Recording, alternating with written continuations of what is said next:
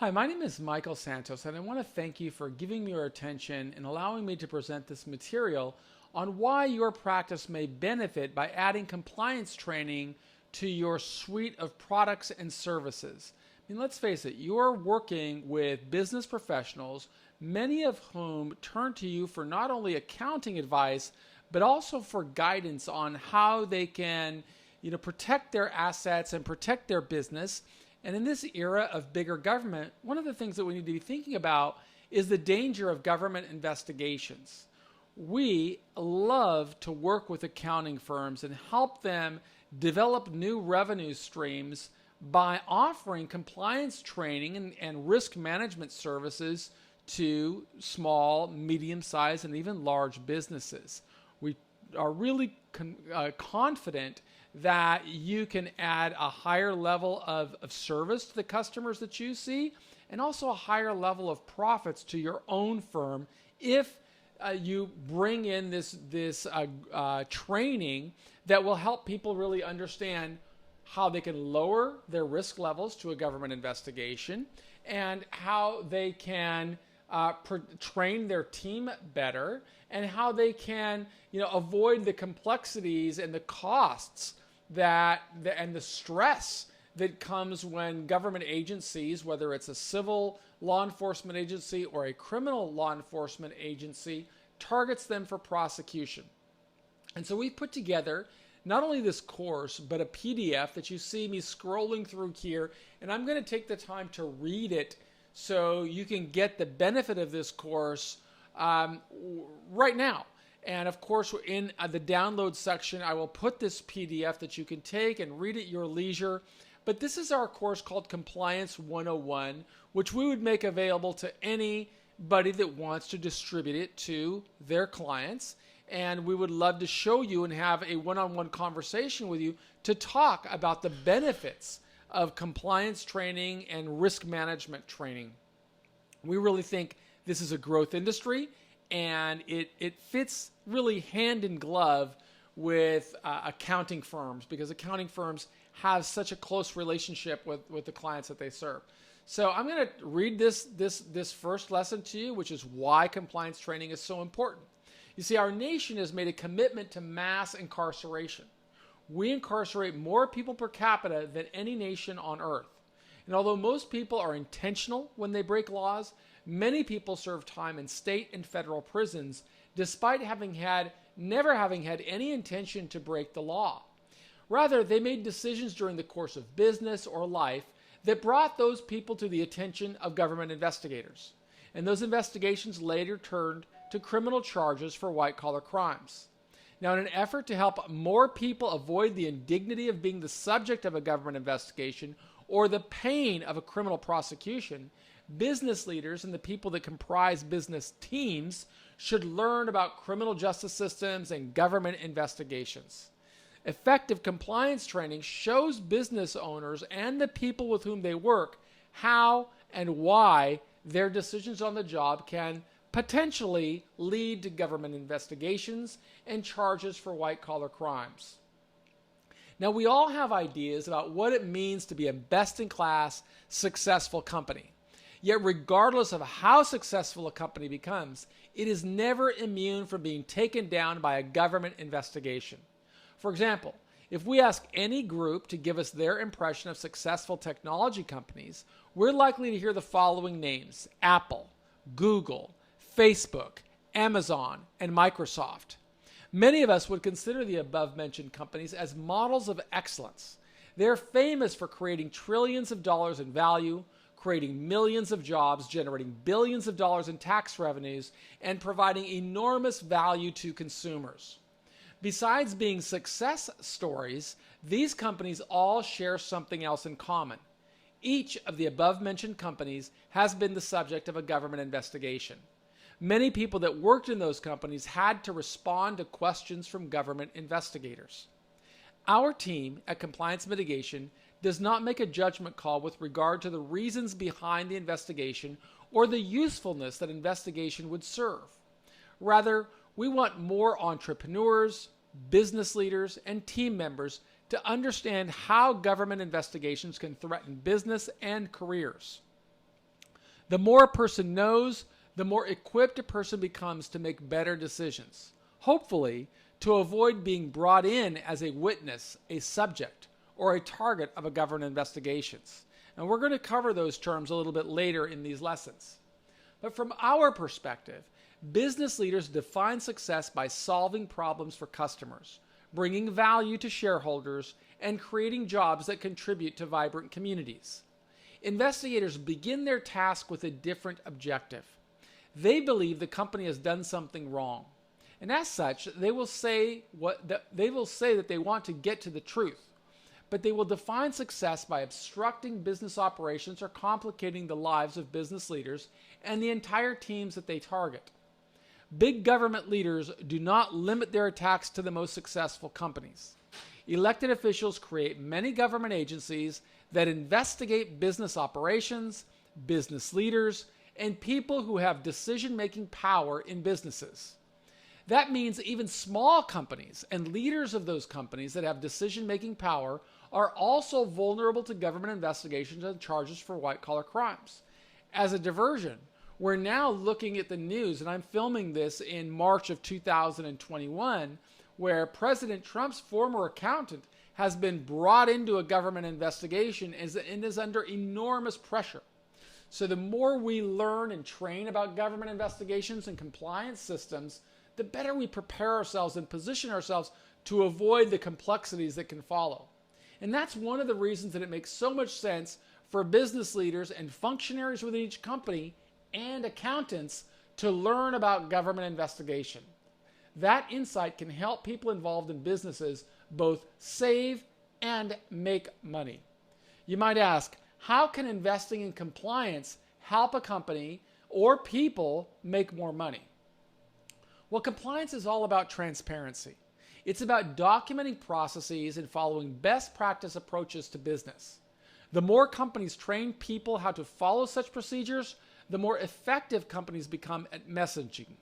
If we communicate well, we are more successful at showing the value proposition we offer. How does investing in compliance help a company or an individual save more money?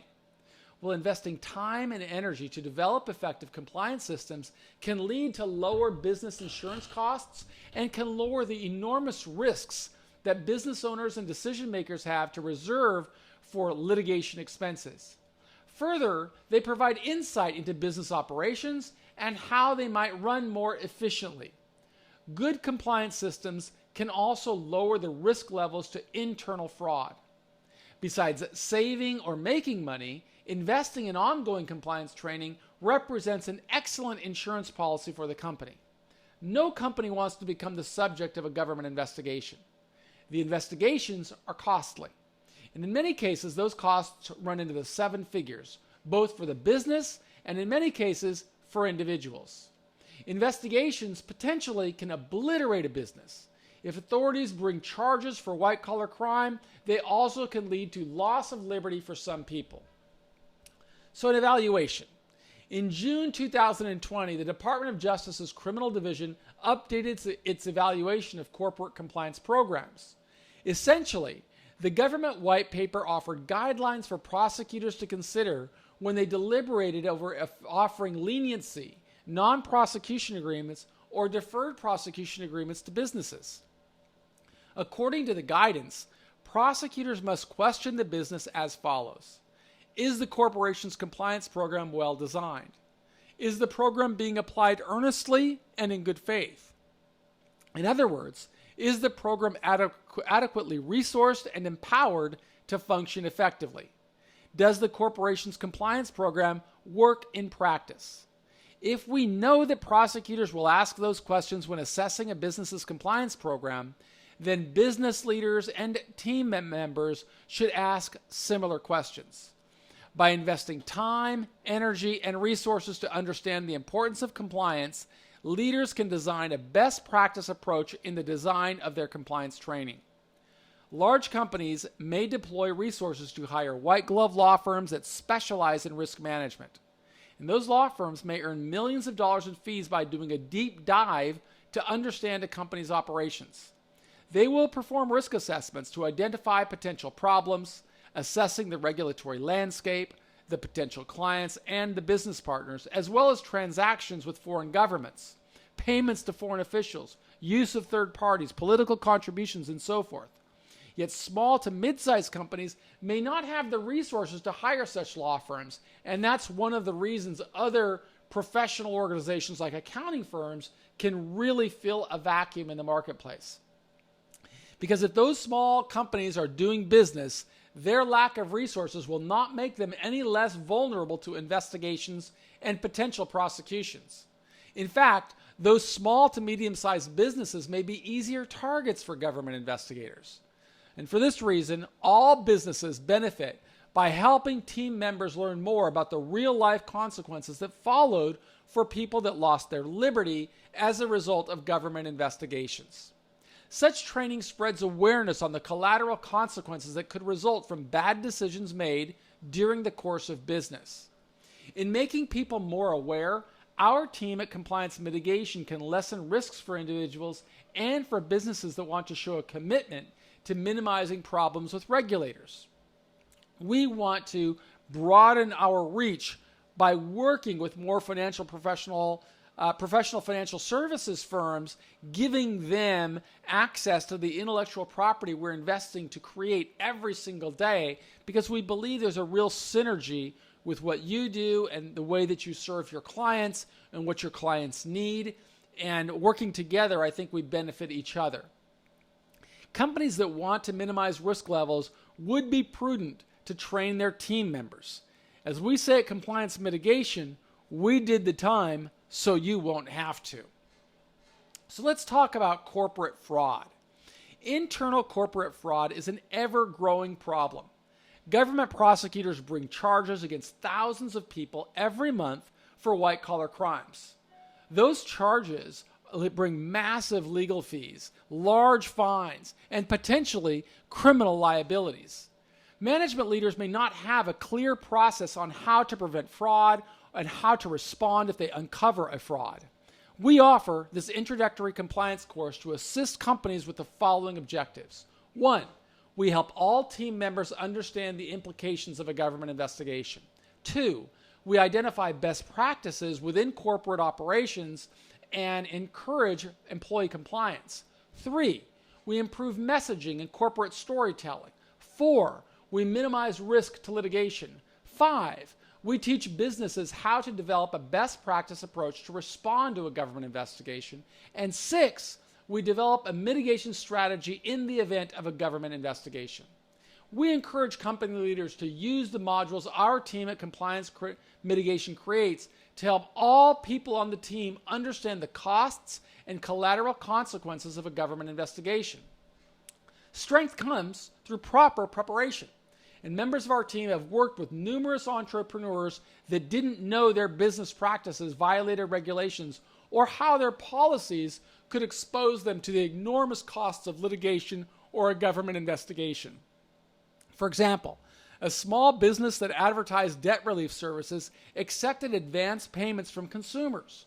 The business owner hired scores of telemarketers that sold the service.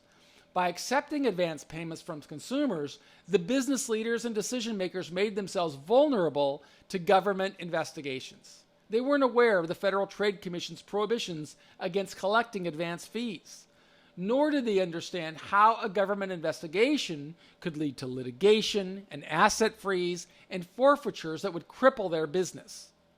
Good compliance training helps leaders make better decisions. By investing time to both learn and teach, leaders can create a culture that minimizes exposure to risks in an era of big government. Larger companies have different complications. People become complacent, expecting that they are operating without risk to regulation or interference from government. Sadly, many rank-and-file employees get dragged into investigations.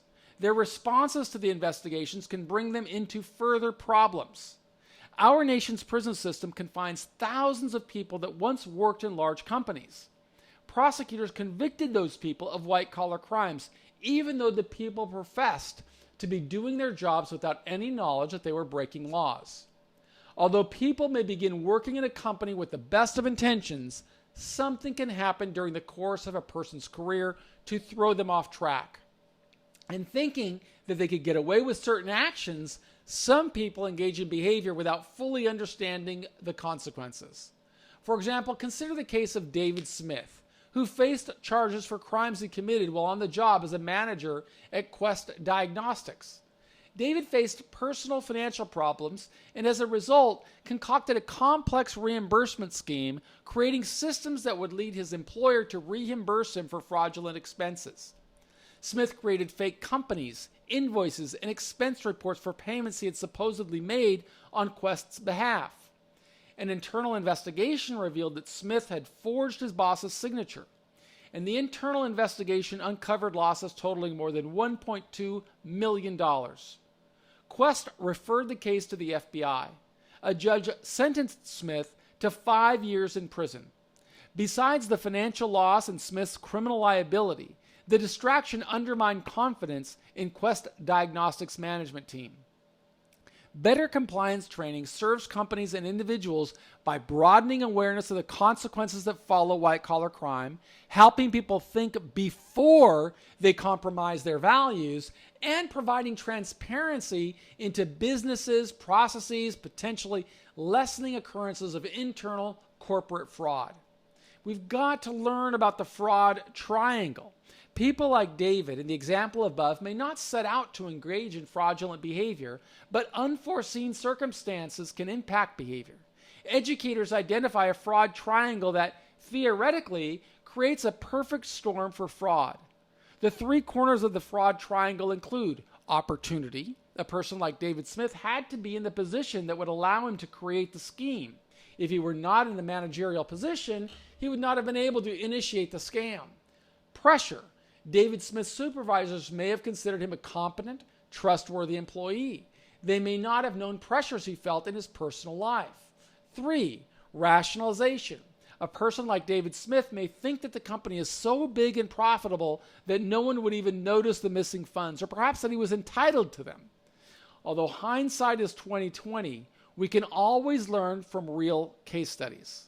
What if Quest Diagnostics invested more resources in its compliance system? What if the training systems included lessons on the high costs of corporate fraud, both for the business and for the people that knowingly engage in white-collar crime? David Smith may have been in a position to commit the fraud. He may have felt pressure, and he may have been able to rationalize his crime. Yet the question remains, would better training have convinced him to act with more integrity? Would the company benefit by helping more people understand the costs associated with white-collar crimes? Let's take WorldCom and internal fraud. Consider the example of Walt Pavlo, a person who writes a popular column for Forbes Online. In January 2001, a federal judge sentenced Walt Pavlo to 41 months in federal prison. The sentence followed Pavlo's conviction for white-collar crimes that included money laundering, wire fraud, and obstruction of justice. Walt had worked hard to earn an engineering degree and an MBA. Those credentials led to leadership positions at MCI WorldCom, one of the world's most valuable companies at the turn of the century.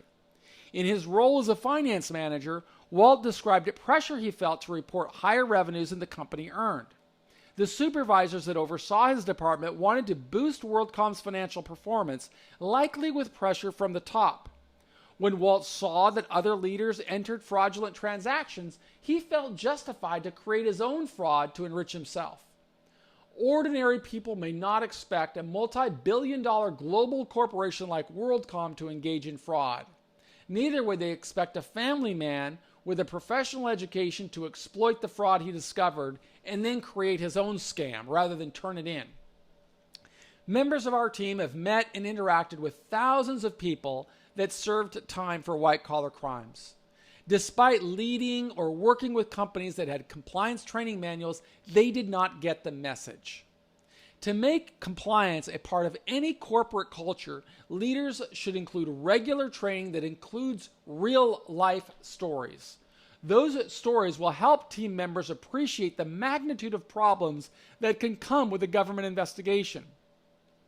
When leaders and team members grasp the severity of consequences, fewer people will participate in the type of behavior that can increase risk levels for businesses and organizations. As an added bonus, by investing in compliance training that works, businesses and individuals may qualify for leniency or mitigation in the investigators begin asking questions. It is impossible to predict who might commit fraud within an organization.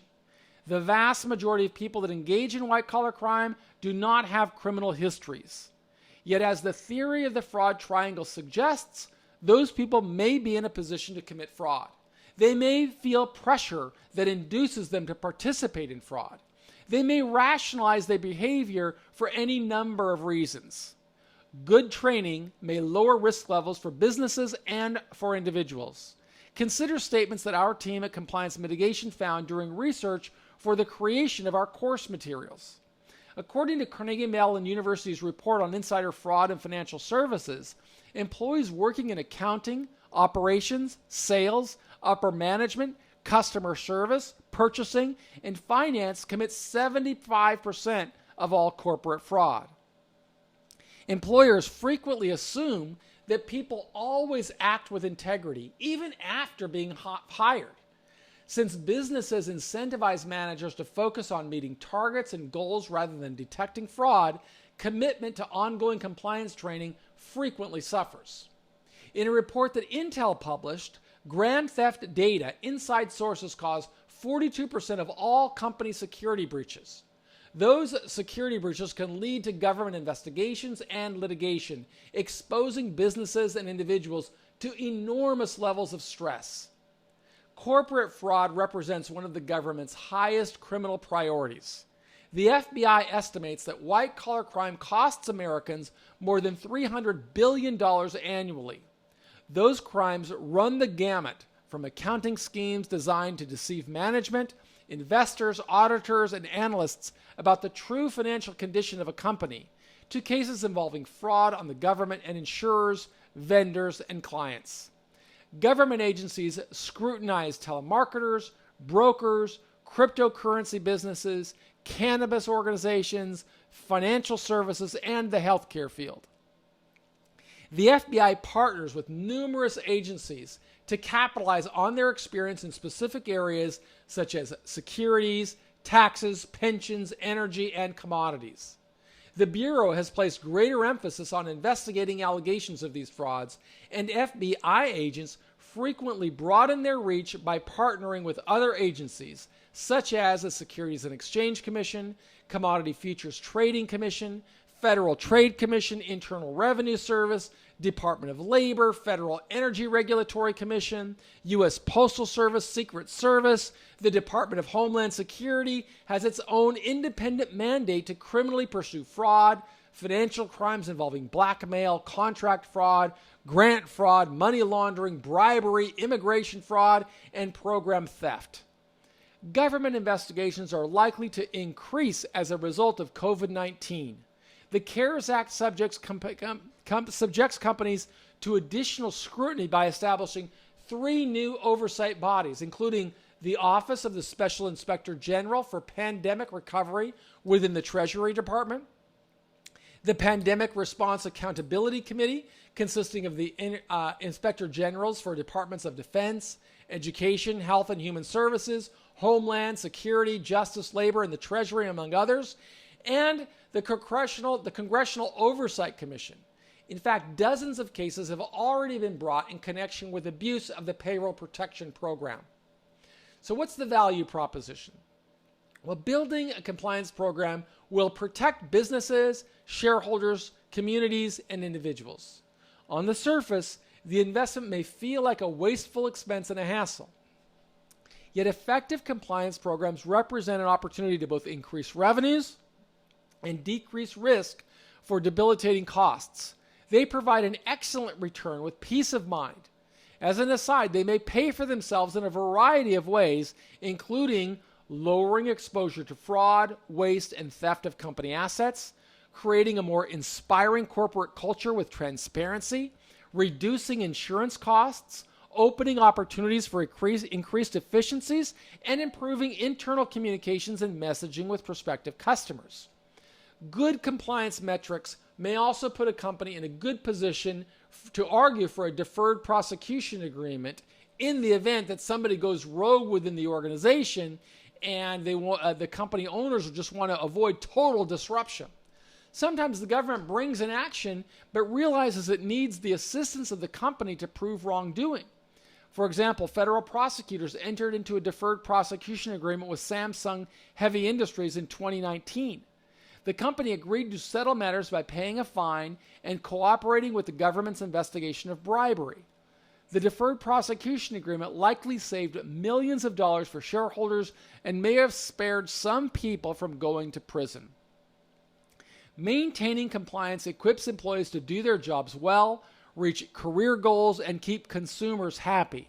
To paraphrase Warren Buffett, it takes 5 years to grow a reputation and 5 minutes to ruin it. An integrated compliance program becomes a valuable corporate asset. Leverage the compliance training so that people can empower themselves to reach their highest potential. By showing everyone how to act in accordance with corporate values, leaders protect the enterprise, the team members, and they increase shareholder value.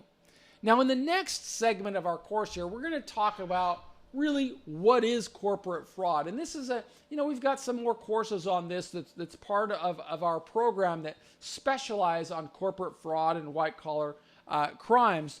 But today I just wanted to give you this introduction into this elaborate product that we have created. It is really a great white label product for accounting firms that want to increase new revenue growth, new lines of revenue growth with a really specialized service. Our team at Compliance Mitigation has a really unique perspective. We are made up of people who've gone through government investigations and suffered the consequences by going to prison.